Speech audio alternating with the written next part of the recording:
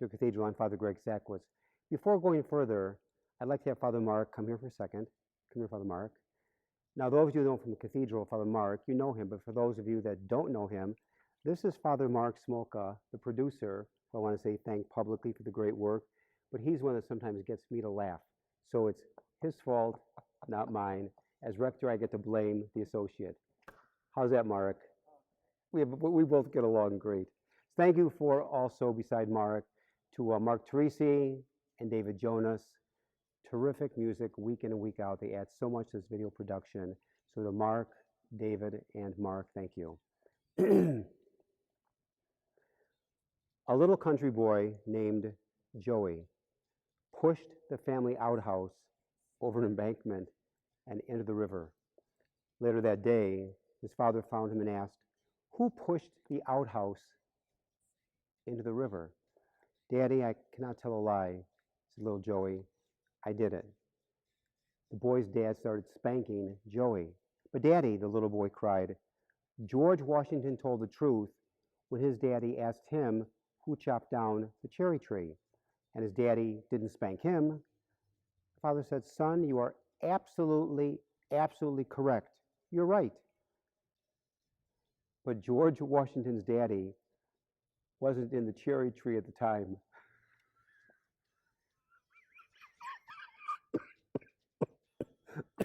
Mark is trying to be a good guy back there. Folks, that is really funny. But you know, what does it say? Life is filled with many, many surprises. And sometimes things in life don't always turn out the way we had hoped, planned, or expected. Why? We think we're in control. We're not. That great line from the John Lennon song, "Life is what happened while I was making other plans." In today's gospel, the 16th Sunday in Ordinary Time, Cycle B, what did people go out to see? What were they looking for? In life, what am I looking for? What are we looking for? What are we finding? A Native American Indian and his friend were in downtown New York City area, walking near Times Square in Manhattan. It was during the busy lunch noon hour, and the streets were filled with people, with cars honking their horns, taxi cabs squealing their wheels around the corner, sirens were wailing, and the sounds of the city were almost deafening. And suddenly, the Native American Indian said to his friend, "I just heard a cricket. I just heard a cricket." His friend said, "That's absolutely crazy, impossible." The Native American listened carefully for a moment.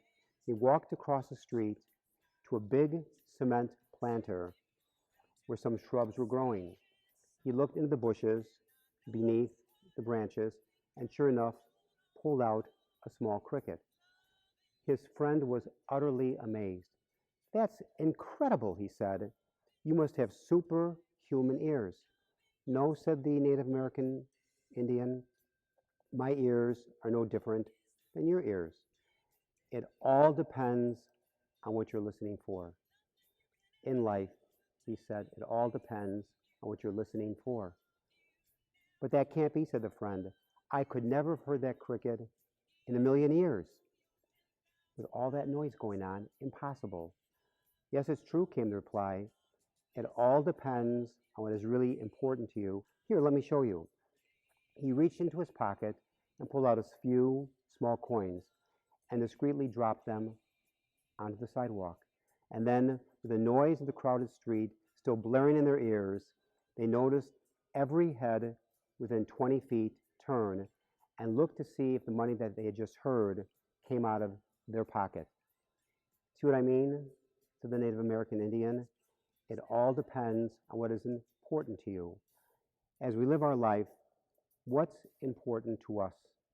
What are we listening for in life and with life? What we see in life depends upon what we're listening and looking for. I'll repeat that. What we see in life depends upon what we're listening and looking for. Here's another connection with today's gospel. In the gospel, when Jesus disembarked and saw the vast crowd, His heart was moved with pity for them. His heart was moved with pity for them. Another word for pity would be compassion. The word compassion from the Greek means to suffer with. To suffer with. So they call you a compassionate person. You have this ability to suffer with people, not to feel sorry for them, pat them on the head, but compassion means to suffer with. If they say that about you, you've been given a very high compliment. At the same time, Jesus says to them and to all of us in the gospel today, come away by yourselves to a deserted place and rest a while. Come away to a deserted place. Come with me and rest a while. Jesus calls us to seek out deserted places and times where we allow ourselves to reconnect, to recharge our batteries, and reconnect with God. We all need desert times and places to escape the demands of our calendar, our to-do lists, in order to recenter our lives in the compassion and grace of God. A few questions. Do I know how to relax? Do I find time to relax? Do I get anxious much too easily? And lastly, do I make the time to spend quality time with family and friends? Not leftover or garbage time, but quality time. Summer, here it is, mid-July. How quickly summer's flying. July, folks, is more than half over. But summer is a wonderful time to create lasting and good memories with family and friends. I've been a priest now over 42 years.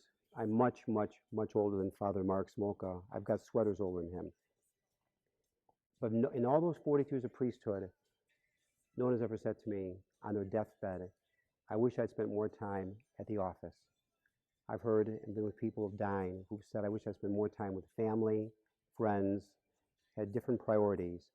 But no one ever said to me, I wish I spent more time working. I bet you if I live to 100, I'll never hear that said. We need to relax, smell the flowers, look at the birds, look at the beautiful sky and clouds. True story. My brother Adrian coached his son Stephen, my nephew, in baseball when he was young, back in Park Ridge, the Park Ridge Boys Baseball League. I remember Stephen was 8 years old, and my brother was his head coach. Stephen played shortstop, and one of Tommy's teammates, Tommy, played right field. There was one little problem. Tommy liked to pick dandelions, not between pitches, but rather while the pitcher was pitching. Tommy also liked to lay on his back, his arms stretched out, looking at the sky and the clouds, not between pitches, but while the pitcher was pitching. I know this drove my brother Adrian crazy. He was coaching 8-year-old boys. It kind of goes with the turf. My point of the story is there's a time to rest and for relaxation, which is very, very important. We have to know when to pick dandelions and look up at the sky. But taking time off, connecting the mystery of God with the mystery of our lives is a necessity. Think about this, and I've said this before. Even if you win the rat race, you're still a rat. Take time to pray. Take time to go to Mass if you feel comfortable with COVID-19. Not yet done, but feel comfortable to come back to your faith community, cathedral or somewhere. Take time to be with family, good friends. Take time to rest. Take time away, even a small vacation. Being anxious and worried never helps a situation. And always remember, there's more to life than increasing its speed. May God bless all of you. Enjoy summer, one day at a time. Stay healthy, create wonderful memories. Go White Sox, go Cubs, but I think they're going to be sellers, not buyers, before the deadline. Amen. You have set me a banquet of love in the face of hatred. love beyond my power to hold. Shepherd me, O God, beyond my wants, beyond